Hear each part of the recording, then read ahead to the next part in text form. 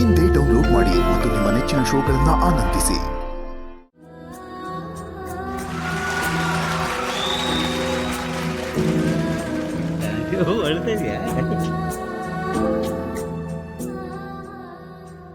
ಹೆಂಗ್ ಸಿಕ್ಕಿದ್ರು ಏನಕ್ಕೆ ಸಿಕ್ಕಿದ್ರು ಅಂತ ಇದುವರೆಗೂ ಗೊತ್ತಿಲ್ಲ. ನಿಜ ಹೇಳ್ಬೇಕಂದ್ರೆ ಒಂದ್ ಹುಡುಗನ್ ನೋಡಿದ ತಕ್ಷಣ ಅಟ್ರಾಕ್ಷನ್ ಆಗೇ ಆಗತ್ತೆ. ಮದ್ವೆವರೆಗೂ ಹೋಗೋದಕ್ಕಿಂತ ಮುಂಚೆ ತುಂಬಾ ಹಂತಗಳನ್ನ ದಾಟಿರ್ತೀವಿ. ಆಗ ನಾನ್ ನೋಡಿದ್ದು ಇವರ ಫ್ಯಾಮಿಲಿನ. ಅವಾಗ ನಾನು ಪ್ರೀತಿಸಿದ್ದು ಅವ್ರ ಫ್ಯಾಮಿಲಿನ ನೋಡಿ, ಇವನ್ನ ಬೆಳೆಸಿದಂತ ರೀತಿನ ನೋಡಿ ಮದ್ವೆವರೆಗೂ ಹೋಗಿದ್ದು ಅವ್ರ ಫ್ಯಾಮಿಲಿಯಿಂದ ಮಾತ್ರ. ಗೊತ್ತು ಇವನೇನೇ ತಪ್ಪು ಮಾಡಿದ್ರು ಸರಿಯಾಗಿ ಕೇಳಿತಾರೆ ಅಂತ. ಸೊ ಆ ಥರದೊಂದು ಫ್ಯಾಮಿಲಿ ಬೇಕಿತ್ತು ನನ್ಗೆ. ಆಮೇಲೆ ನಮ್ಮಪ್ಪ ಅಮ್ಮ ಅಷ್ಟು ಈಸಿಯಾಗಿ ಒಪ್ಕೋತಾರೆ ಅಂತ ದೇವರಾಣೆ ಗೊತ್ತಿರಲಿಲ್ಲ. ಅದು ಕೂಡ ತುಂಬಾ ಈಸಿಯಾಗಿ ಆಯ್ತು. ತುಂಬಾ ಪುಣ್ಯ ಮಾಡಿದ್ದೆ ಅಂತ ಅನ್ಸುತ್ತೆ. Thank you. ನಂಗೆ ತುಂಬಾ ಒಳ್ಳೆ ಲೈಫ್ ಕೊಟ್ಟಿದ್ದೀರಾ.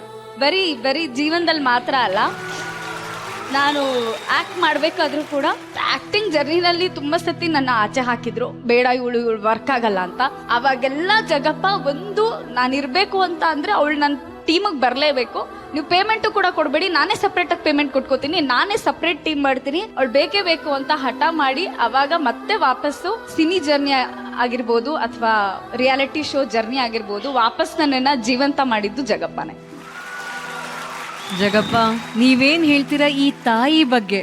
ನಾನು ಬೆಂಗಳೂರಿಗೆ ಅಂತ ಬಂದಾಗ ನನ್ನ ಹತ್ರ ಪಕ್ಕದ ಮನೆಯವರು 2,000 ರೂಪಾಯಿ ದುಡ್ಡು ಕೊಟ್ಟಿದ್ರು. ನನ್ನ ಫ್ರೆಂಡ್ಸು ಬ್ಯಾಗ್ ಕೊಟ್ಟಿದ್ರು, ಕಾಲೇಜ್ ಬ್ಯಾಗು. ನನ್ನ ಹತ್ರ ಇದ್ದಿತ್ತೆ ಒಂದು 3-4 ಟ್ರ್ಯಾಕ್ ಪ್ಯಾಂಟು, ಒಂದು 3-4 ಟಿ ಶರ್ಟ್ ತಗೊಂಡು ಒಂದು ವಾರದಲ್ಲಿ ನಾನು ವಾಪಸ್ ಹೋಗ್ಬಿಡ್ತೀನಿ ಅಂತಾನೆ ಬಂದವನು. ನಾನು ಡ್ರೈವಿಂಗ್ ಕೆಲಸ ಮಾಡ್ತಾ ಇದ್ದೆ. ನಾವೆಲ್ಲ ಒಂದು ಹಾಲು, ಒಂದು ಅಡುಗೆ ಮನೇಲೆ ಒಂದು 5 ಜನ ಇದ್ದು ಅಂತ ಫ್ಯಾಮಿಲಿ ನಂದು. ಬಂದೆ ಇಲ್ಲಿಗೆ. ಬಂದಾದ್ಮೇಲೆ 1 ವಾರ ಆಯ್ತು, 2 ವಾರ ಆಯ್ತು, ನಾನು ಅಲ್ಲೇ ಉಳ್ಕೊಂಡ್ಬಿಟ್ಟೆ. ಪದೇ ಬಂದು ಇವ್ರು ಕೇಳೋರು, ಏನ್ ಅದೇ ಬಟ್ಟೆ ಹಾಕದಿರ ಅಂದೆ. ಕಾಸಿಲ್ಲ ರೀ, ಬಟ್ಟೆ ತಗೊಳಕ್ಕೆ ಎಲ್ಲಿ ತಗೋಬರ್ಬೇಕು ಗೊತ್ತಿಲ್ಲ ಅಂತಂದಾಗ, ಯಾರು ಏನು ಗೊತ್ತಿಲ್ಲ, ಈ ಬನ್ನಿ ಇಲ್ಲಿ ಅಂತ ಕರ್ಕೊಂಡೋಗಿ ವಿಜಯನಗರ ಬಸ್ ಸ್ಟಾಪ್ ಹತ್ರ ಟ್ರ್ಯಾಕ್ ಪ್ಯಾಂಟು, ಟಿ ಶರ್ಟು ಎಲ್ಲ ಕುಡಿಸ್ಬಿಟ್ರು. ನಾನು ಈ ತರ ಫ್ರೆಂಡ್ಸ್ಗಳು ಇದಾರೆ, ಸೂಪರ್ ಅಂತ ಅಲ್ಲಿಂದ ಫ್ರೆಂಡ್ಸ್ ಸ್ಟಾರ್ಟ್ ಆಗಿತ್ತು. ನಾವು ನನ್ನ ಲೈಫಲ್ಲಿ ನಮ್ಮ ತಾಯಿಗೆ ಇನ್ನೊಬ್ಬಳು ಮಗಳು ಬೇಕಿತ್ತು, ಅವಳು ಸಿಕ್ಕಿದ್ದಾರೆ ಅಷ್ಟೇ. ನನ್ನ ಚಿಕ್ಕ ಫ್ಯಾಮಿಲಿ, ನನಗೆ ಇನ್ನೊಂದು ಫ್ಯಾಮಿಲಿ ಬೇಕಿತ್ತು ನನಗೆ. ಅದು ಅವರಪ್ಪ ಅಮ್ಮ ನನಗೆ ಸಿಕ್ಕಿತ್ತು. ನನ್ನ ಲೈಫಲ್ಲಿ ಸಿಕ್ಕಿದ್ದೊಂದು ವಜ್ರ ಇದು. ಇವಳು ಸಿಕ್ಕಿಲ್ಲ ಅಂತಂದ್ರೆ ನನಗೆ ತುಂಬಾ ಕಷ್ಟ ಆಗ್ಬಿಡೋದು. ಎಷ್ಟೋ ಸತಿ ಡ್ರೈವಿಂಗ್ ಕೆಲಸ ಮಾಡಿದ್ರೇನೆ ಎಷ್ಟೋ ಕಾಸು ಸಿಕ್ಬಿಡುತ್ತೆ. ಏನಿಲ್ಲಿ ಏನು ಸಿಗ್ತಾ ಇಲ್ಲ ಬಟ್ ಇಲ್ಲ ನಾನು ಹೊರಟ್ಬಿಡ್ತೀನಿ ಅಂತ ನಿಂತಾಗೆಲ್ಲ ನಾನು ಹೆಂಡತಿ ಒಂದೇ ಮಾತು ಹೇಳ್ತಿದ್ದಿತ್ತು, ನೀನು ಹೊರಟ್ಬಿಟ್ರೆ ನಮ್ಮಪ್ಪ ನಿನ್ನ ಜೊತೆ ಮದುವೆ ಮಾಡಲ್ಲ, ದಯವಿಟ್ಟು ಇಲ್ಲೇ ಇರು. ಹೋಗ್ಬಿಟ್ರೆ ನಮ್ಮಪ್ಪ ನಿನ್ನ ಜೊತೆ ಮದುವೆ ಮಾಡಲ್ಲ, ಇಲ್ಲೇ ಇರು. ಅವಳು ಇಲ್ಲ ಅಂತಂದ್ರೆ ನಂಗೆ ಆಗೋದೇ ಇಲ್ಲ. ಇವಾಗಂತೂ ನಮ್ಮ ಊರಲ್ಲಿ ಇರ್ಬೇಕಾದ್ರೆ ನಮ್ಮ ತಾಯಿಗೆ ಅಟ್ಯಾಚ್ ಆಗ್ಬಿಟ್ಟಿದೆ ಮೇಡಮ್ ನಾನು. ಬಟ್ ಬೆಂಗಳೂರಿಗೆ ಬಂದಾಗ ಈ ತಾಯಿಗೆ ಅಟ್ಯಾಚ್ ಆಗ್ಬಿಟ್ಟಿದ್ದೀನಿ. ಇವಳು ಒಂದಿನ ಇಲ್ಲ ಅಂತಂದ್ರೆ ನನ್ನ ಕೈಲಿ ಇರೋಕ್ಕೆ ಆಗಲ್ಲ. ಆ್ಯಕ್ಚುಲಿ ಇವಳು ಹೇಳ್ತಾಳೆ ನೀನು ಸಿಕ್ಕಿರೋದು ನಂಗೆ ಪುಣ್ಯ ಅಂತ. ಆ್ಯಕ್ಚುಲಿ ಇವಳು ಸಿಕ್ಕಿರೋದು ನನಗೆ ಪುಣ್ಯ.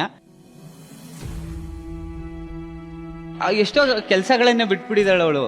ಇತ್ತೀಚೆಗೆ ಅವಳಿಗೆ ಒಂದು ಸ್ವಲ್ಪ ಬೇಜಾರಾಗ್ಬಿಡ್ತು ಅವಳಿಗೆ, ಈ ಸೋಷಿಯಲ್ ಮೀಡಿಯಾ ಇದ್ರ ಮೇಲೆ ಬೇಜಾರಾಗೋಯ್ತು. ಆ ಟೈಮಲ್ಲಿ ನನಗೆ ಸಮಾಧಾನನೇ ಮಾಡೋಕ್ಕಾಗಲಿಲ್ಲ ಅವಳಿಗೆ. ಮದುವೆ ಆಗಿದ್ದು 6 ತಿಂಗಳಿಗೆ ಇವ್ರಿಗೆ ಡಿವೋರ್ಸ್ ಆಯಿತು ಅಂತ ಫುಲ್ ಹಬ್ಬಿಸ್ಬಿಟ್ರು ನಮಗೆ. ಯಾರ ಹತ್ರ ಹೇಳ್ಕೊಂಬೇಕಿದ್ರು ನಮ್ಮನೆ ಹಳ್ಳಿಯವರು ಅವರೆಲ್ಲ ಫೋನ್ ಮಾಡ್ಬಿಟ್ಟು ನಮ್ಮಪ್ಪ ಅಮ್ಮನಿಗೆ ರೋಡಲ್ಲಿ ಓಡಾಡಕ್ಕೆ ಆಗಿಲ್ಲ ಆ ಥರ ಕೇಳ್ಬಿಟ್ಟಿದ್ದಾರೆ. ಆ್ಯಕ್ಚುಲಿ ಆಗಿರೋದು ಪ್ರಾಬ್ಲಮ್ ಇವಳಿಗೆನೆ. ಆ ಹುಡುಗನಿಗೆ ಮೋಸ ಮಾಡ್ಬಿಟ್ಲಿ ಹುಡುಗಿ ಅನ್ಕೊಂಡೆಲ್ಲ ಟ್ರೋಲ್ ಮಾಡ್ಬಿಟ್ರು. ಪ್ರಾಬ್ಲಮ್ ಆಗ್ತಾ ಇರೋದು ಇವಳಿಗೆ. ಬಟ್ ಇವಳು ಬಂದು ನನಗೆ ಸಮಾಧಾನ ಮಾಡ್ತಾ ಇದ್ದಾಳೆ, ಅದ್ರ ಬಗ್ಗೆ ಎಲ್ಲ ತಲೆ ಕೆಡಿಸ್ಕೊಬೇಡ, ನೀನು ಆರಾಮಾಗಿರು.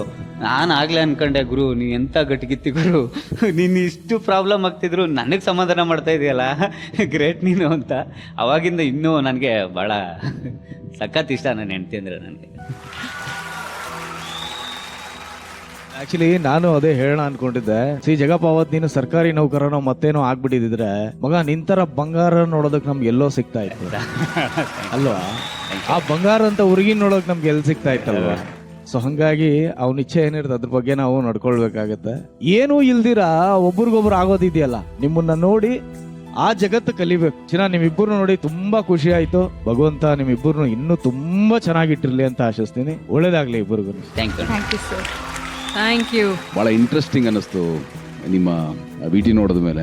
ಅಂಡ್ ಜಗಪ್ಪ ಎಷ್ಟು ಈಸಿಯಾಗಿ ತಗೊಂಡಿದ್ಯಾ ಲೈಫ್, ಸೋ ಗ್ರೇಟ್. ನೀವಿಬ್ರು ಜೊತೆಗಿರೋದ್ರಿಂದ ನಿನ್ನ ಲೈಫ್ನ ಎಷ್ಟು ಸುಲಭವಾಗಿ ಹಗುರವಾಗಿ ತಗೋಬಹುದು ಅಂತ ನಾನು ಕಲಿತೀನಿ Jagappa. Thank you and welcome. Thank you.